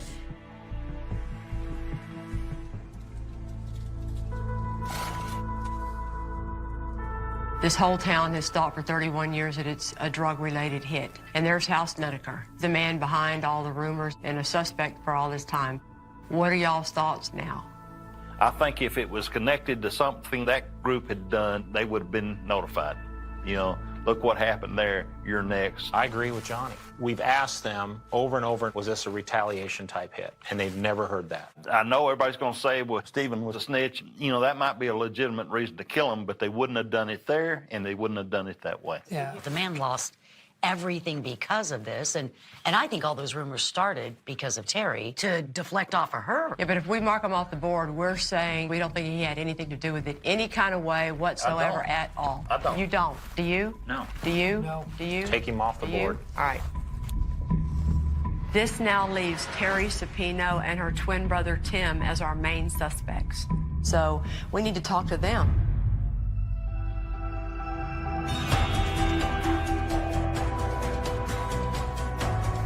They're gonna go past that side street, and then it'll be on the other side of that yellow house. Hi, John Halferty with the Sheriff's Office in Newton. You're Tim? Tim. Johnny Bond. Oh. They've asked me to come up and help work on this case. The only thing I can tell you is Terry and I were there that night. Terry had called. She said, "Can I go run by the house?" I said, "Yeah, I'll pick you up." So we went out to the ranch. I went and got Steve, and he stood outside the car and talked while I was standing at the Bronx. And they had the conversation at the car door? He stood right there and bent over the window. You remember how he's dressed? I remember jeans and nothing else. Did y'all know Melissa was there that night? I think she was, because Steve made damn sure he closed the trailer behind him, and he pushed me out of the doorway. He didn't want Terry going in there to talk to him. But did you know that she was mad at Steve and Melissa? She was so set on doing what she had to do to get back together. She was set on reconciling. When the conversation was over with Steve, was she upset? She wasn't screaming, but, you know, silent rage is just as bad. I was very surprised. I didn't expect him to be cooperative. He tells us that he actually dropped Terry off at their brother Carlo's house, and he didn't see her again until the family meeting the next morning. Terry said, "What do we do about last night?" I said, "We have got to tell somebody we were there." "I'm right, no way." I said, "Okay, what's going to happen if they find out later that you were out there and you didn't say anything?" "Well, I guess that wouldn't look too good." The reason that Terry's a suspect is, one, she had motive. Stephen's the dog. He's dogging around on her. She had the opportunity. I mean, y'all were out there that night. No, there's no doubt about that. And she's a fighter. He's not overly protecting Terry. No, he's not. Any question about did any of your family members do it? After March, I've had no idea. Yes. March 3rd, 2013 was the 30-year anniversary of Melissa and Steve's death. At that time, the Jasper County Sheriff's Department re-interviewed Tim and Terry about their activities that night. They asked him some really hard-hitting questions, and they also laid out for him all the reasons why his sister Terry could be involved in this murder. 30 years, that never bothered me. And in March, it started, as soon as they said family, I thought, could it really have happened? And now I don't know. Now he knows. Tim has always been a suspect in this because he's the one who drove Terry to the ranch that night. Thanks, Tim. But if we think that he's telling the truth and all he really did was take her there and drive her home, we need to consider the possibility that Terry might have gone back to the ranch herself later on that night and that Tim Supino had nothing to do with it.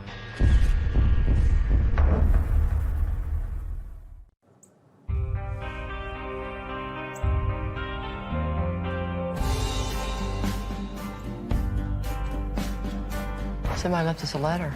We came in this morning to find a letter from one of Jasper County's Sheriff's Office guys. I want to take a moment to thank you and your team for your efforts. I know the sheriff has spent many hours praying about this case, asking for the big break. John Halferty is a man dedicated to the job. He has our support because of who he is and the leader he has become. If you ask any of the deputies, we would go to hell and back with him. You have our support and our prayers. God bless and good luck, Lieutenant Aaron Groves. Wow. Very nice. Very, very nice. Your department thinks a lot of you. This is a guy that wants a raise, I can tell. The murder that happened at Copper Dollar Ranch got everybody's attention. It's a nice, quiet town where violence doesn't happen. And to see 2 teenagers beaten to death in the manner they were in 1983 was huge. And now it's time for us to talk to our prime suspect, Terry Supino.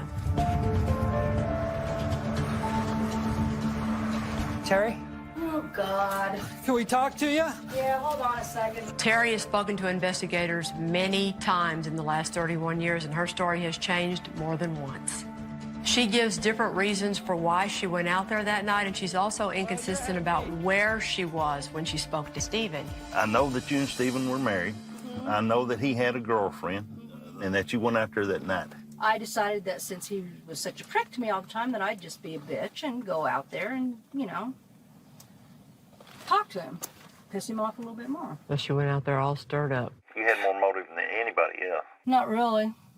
Yeah. The drugs are a lot of the motive, too, and you guys don't even want to look into the drugs. I actually have looked very closely into the drugs. I don't think you have. I'm telling you, this Copper Dollar Ranch thing goes way beyond what you guys are even... It goes up, it goes through the lawyers, it goes through the judges, it goes through the government. Let's go back to that day. Tim went up and knocked on the door. He said, Terry wants to talk to you. So I went up there to the trailer door, and he came outside. Tim says she stayed in the car. And they had the conversation at the car door? He stood right there and bent over the window. In your first statement, you said you talked to him sitting in the car. No, I did not. I said that I was out talking to him in front of the camper. And I put that in my statement, and if somebody changed it, that's not my problem. If Terry did, in fact, make multiple trips to the ranch that night, it's possible she's getting the trips mixed up in her head. One of the things I look at when I look at an unsolved murder is who has a motive. Well, of course I have motive, because I'm the wife. Well, and you're the wife that has been jilted. He's with another woman. You know, I wanted to get a divorce. I wanted it to go through, but So you would didn't- not allow it to go through. Instead of getting a divorce from him, it appears to me that you actually were trying to get back with him. No, I wanted a divorce. This is yet another part of her story in direct contradiction to what Tim said. She was so set on doing what she had to do to get back together. So you didn't want to have anything to do with him. Mm-mm. They found his semen on a pair of your blue jeans, and you said you went out there and... Yeah, well, I had to play the game, okay? Do you understand?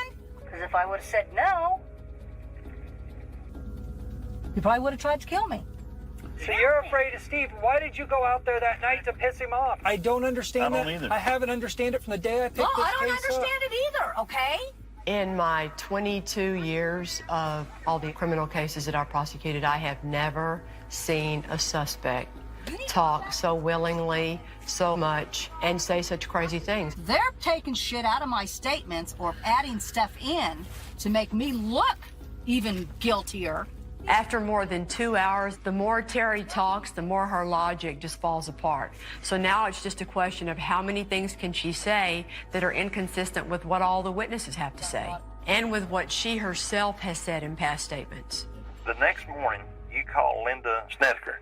No, I didn't call her. Never talked to Linda Snedeker. You didn't call her the night before looking for Steve? No. I might have called, well, wait a minute now. I might have called over there looking for him at at their house. Terry called and said, I need to find Stephen. I have to find him now. You know something that I've learned over the years talking to people? What? They always remember the truth. People that lie have a hard time telling the same lie over and over again. Well, It I'm not a always liar, varies. okay? It I always never varies. have been a liar, so I don't appreciate you sitting there accusing me of being one. All right, I'm telling you, you are the prime suspect in this murder case. I'm telling you right now. All right, listen, I think you did it. I didn't do it, so Tell me. Oh, crap. Is that Brett? Don't. Things got a little strange when Terry's boyfriend showed up. Don't start. Shut up. and Don't look start. at me, okay? Don't start. Hey, let's just don't hey. start. Don't look at me. All right. Step out. Step out. Best thing you can do. Get over. Anyway, what? He's a loose cannon. I'm thinking, what's about to happen here? Is he going to yank her out? Is he going to hit her? Is he going to come after Johnny and Adam? Step out. Right. Brett, don't. Step out. Brett, Step out. Hey, all we're trying to do is just get this over and done with. That's it. Let's go for it. Brett. Step okay. Out. Step out. Brett, don't. Step out. Step out. Don't, okay? We're in the middle of interviewing Terry Supino, our prime suspect in Melissa and Stephen's murder, when her boyfriend interrupts and insists on getting in the car. You come in here hollering, it isn't going to work. I'll tell you right now, that's not going to work. It's not going to work. You go for it. Fortunately, the interview was just about over, but Adam had one more really good question. And you're how tall? 5 foot? 5 foot. Not even? Maybe 5'1", maybe. Oh, okay. Yes. What's the deal with the covered dollar loss? No, it's two unsolved murders. Yeah. Period. We don't know who did it or I'm why. one suspect, okay? I did it, all right? Oh, my goodness. Can we count that? There, we ain't got anything else. With this interview from Terry Supino, the inconsistencies in what she said, and all the witness statements we have from everyone else involved, Hi, guys. we feel that Sheriff Halferty now has sufficient evidence to present this case to his county attorney Scott Nicholson, county attorney. in the hopes that one day they'll be able to obtain a conviction against Terry Supino for the murders of Stephen and Melissa. Well, I would say you start with motive. And in the whole world, the only person who wants both Steve and Melissa dead is Terry Supino. People think, this little 5 foot tall, 90-pound girl is not capable of this. That's incorrect. Yep. If you hit someone hard enough and stun them, from there on out, the game's yours. Yeah, and this has to be a pretty small person. Anybody of real height Yeah. couldn't have gotten under this actual shelving unit. And I'm just going to single out Allison Simmons. And she said that she had killed somebody. And now you have Tim Supino. It was his idea to let law enforcement know that they'd gone out there. I said, we have got to tell somebody we were there. I'm right, no way. It's the first time that he really considered that maybe somebody in his family did do this. 30 years that never bothered me. And now I don't know. This is at the best point that we've ever been. It's more clear than it ever has been. It does seem much more positive after y'all come here. I agree. This is the first time this case has been presented to us. I think we've got a little more work to do, but we're ready to go forward with charges in this case. Ready to go forward? Great. This town is going to be ecstatic. It's been long enough. It's time to take that step, and we're going to do it. This has been a long time coming, 31 years, mainly for the families of the victims. That's going to be a satisfying arrest. And we're excited to be able to move forward and also tell them that.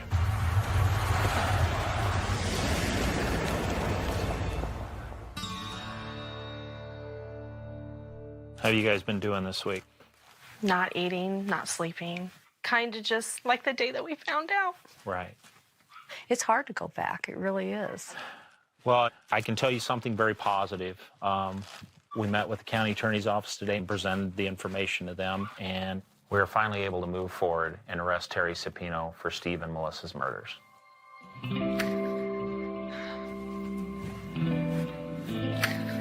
Tana, you okay? My mom. I wish she was here, but I know she's here. She's with us, Sissy. She knows. I always wanted a resolution for Thelma and Ida, especially, and we weren't able to get that. But They're still looking down. You're right. They'll know. You're right. Oh, yeah, they know. Thank you. It's all good. Okay. Keep your heads up. For the last 31 years, the deaths of Stephen and Melissa have weighed heavily on the Fisher and Gregory families. Since the bodies of Stephen and Melissa were discovered, the Jasper County Sheriff's Office has remained dedicated to assuring that this case was never forgotten.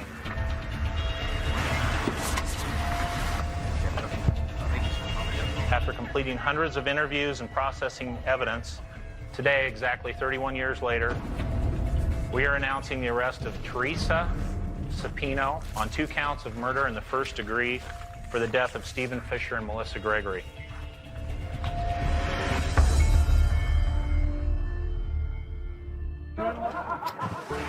Thanks for coming.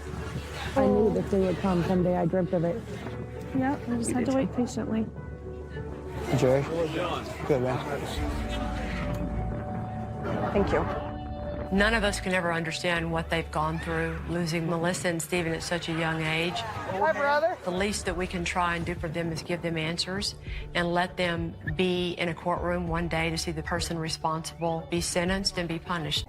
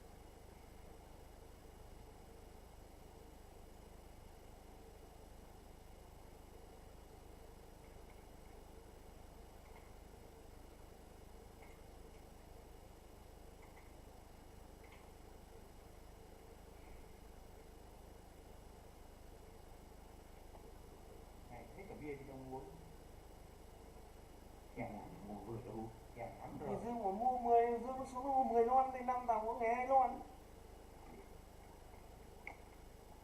Khô lắm rồi đấy. Khô đét rồi.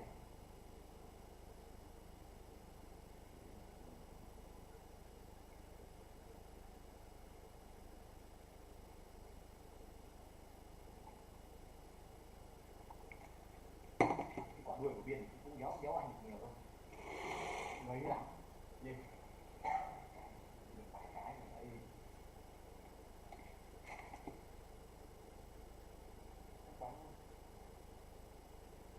Không quán đâu. Thế rồi. Trời nó bị che à? Có nóng mặt trời nữa.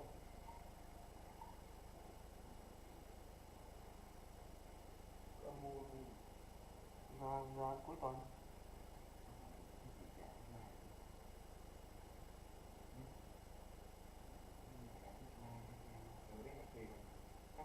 Tối thì